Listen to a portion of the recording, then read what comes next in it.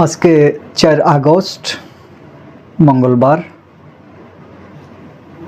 BNP সরকারের এই প্রথম ক্যাম্পাস উত্তপ্ত হলো।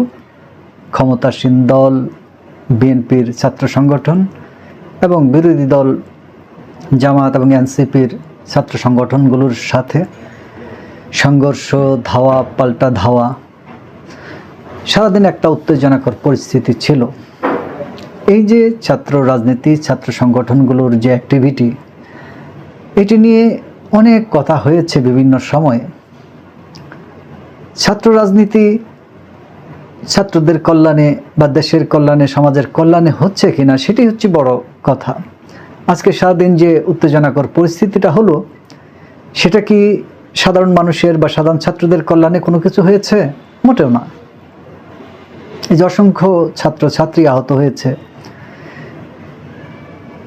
এই সময়ে বিএনপি সরকারের এই 5-6 মাসে এখন কিন্তু পণ্যমূল্য, দ্রব্যমূল্য কিন্তু বেড়ে গেছে।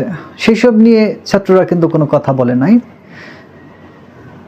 সরকারি দলের ছাত্র সংগঠন তো বলবেই না। আমাদের দেশের চিরাচরিত নিয়ম হচ্ছে, সরকারি দলের যে ছাত্র সংগঠন, তারা সবসময় সরকারের গুণগান গাইতেই ব্যস্ত থাকে। ফলে এখন যে সেই ধারাটা চেঞ্জ হবে, সেই কপাল আমাদের আসলে না। সেই বেগম রোকেয়া থেকে শুরু হয়েছে এবং ঢাকা কলেজ, জগন্নাথ কলেজ, আলিয়া, বিপুল সংঘর্ষ আমরা এই সোশ্যাল মিডিয়াতে দেখলাম, বিভিন্ন পত্রপত্রিকার অনলাইন ভার্সনে দেখলাম, অনেকে আহত হয়েছে। এই যে ছাত্র রাজনীতি, এটা কেন হলো? এটা হচ্ছে পেশি শক্তি প্রদর্শনের জন্য, নিজেদের অবস্থান শক্ত রাখার জন্য। এতে সাধারণ ছাত্রছাত্রীদের কিছু যায় আসে না। ছাত্রদের কল্যাণে ছাত্র রাজনীতি নাই, সমাজ রাষ্ট্রের কল্যাণে ছাত্র রাজনীতি নাই। তো সেই রাজনীতি দিয়ে কি হবে?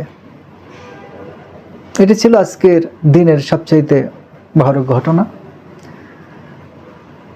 তো যখনই এই ছাত্র রাজনীতি নিয়ে কথা উঠবে, সাধারণ মানুষজন সেটা থেকে ভালো ফল পাওয়ার প্রত্যাশা করবে। আমাদের ছাত্র রাজনীতি থাকবে। ছাত্রদের অধিকার আদায়ের জন্য যদি ছাত্ররা কথা না বলে, অন্যরা তো এসে কথা বলবে না। সেজন্য ছাত্র রাজনীতি থাকতে হবে, কিন্তু সেটা কল্যাণকর উপায়ে সেই ছাত্র রাজনীতিকে ব্যবহার করতে হবে। লেজুর রাজনীতি দিয়ে ছাত্রদের কোনো কল্যাণ হবে না, দেশেরও কোনো কল্যাণ হবে না।